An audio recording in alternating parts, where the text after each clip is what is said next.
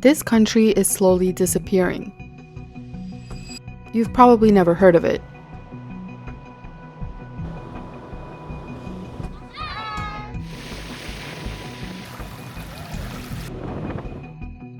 It's called Tuvalu, one of the smallest, most remote countries on Earth, sitting in the middle of the Pacific, roughly halfway between Hawaii and Australia.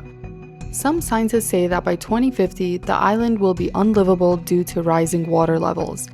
But before I tell you why it's disappearing, I want to actually introduce you to it and take you on a little adventure in this fascinating country. There's exactly one way to fly into Tuvalu, through Fiji, and there are only a few flights each week. From Nandi, the flight is about 2.5 hours over nothing but open ocean. You look out the window and it's blue in every direction until suddenly this thin ribbon appears below you. That's the whole country. We stayed on Funafuti, the main atoll and the capital. Right, welcome to Niueti Lodge in Tuvalu. This is what you get for $85 a night. We're staying here for about 3 nights. Very simple accommodation. We don't have much luxury in this little island in the South Pacific. So we've got a comfortable bed, a desk, an aircon that works perfectly behind. We've got Wi-Fi also that works. And if you come on this side, this is the bathroom. Again, very simple. There's nothing much to it, but we are on a little tiny island in the South Pacific, so we're not expecting much in terms of accommodation. This is all we need, and this is what costs us $85 a night.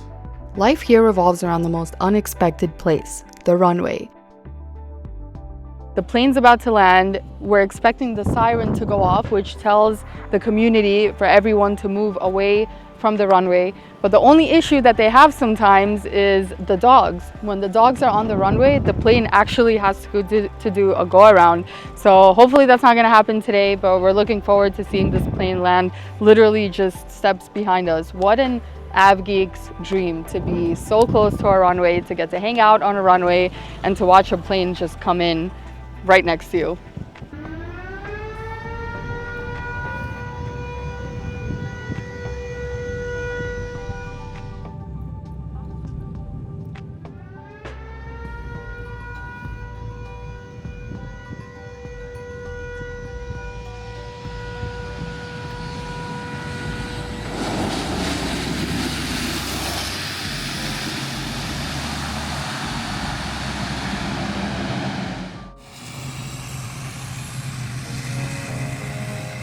When there are no planes, which is most of the time, the runway becomes the main attraction because it takes up so much real estate.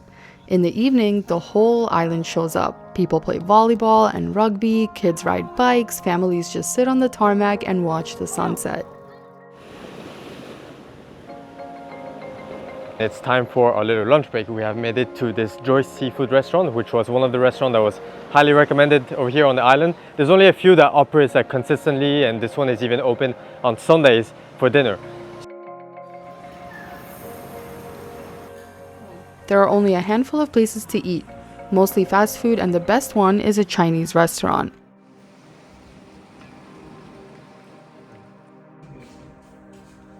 There is one prison and currently one prisoner who even gets to leave for lunch. Tuvalu is made up of 9 islands across the Pacific, with a total land area of about 26 square kilometers. The best way to experience Tuvalu is by renting a little scooter and driving north to south, south to north of the island. It's a very, very narrow road, like a two-way street. There are very few cars in the country, and the moped costs us about 20 Australian a day, and we're just having the best day ever. But these islands stretch across about 360 miles, and traveling between them can take time. This right here is the most narrow part of the island. As you can see, from one side of the coast to the other side of the coast, it's going to take less than a minute of walking.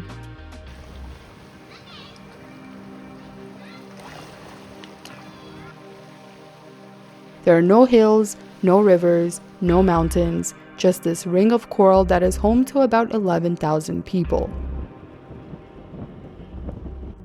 Alright, so it's Sunday, and in Tuvalu, everything is closed on Sundays. Restaurants, grocery stores, whatever it is, everything is closed.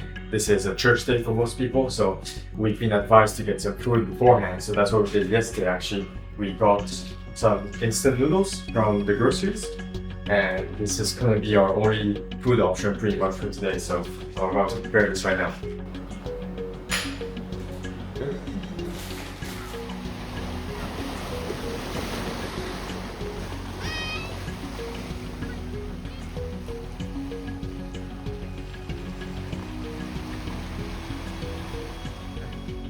One of Tuvalu's biggest sources of income is .tv.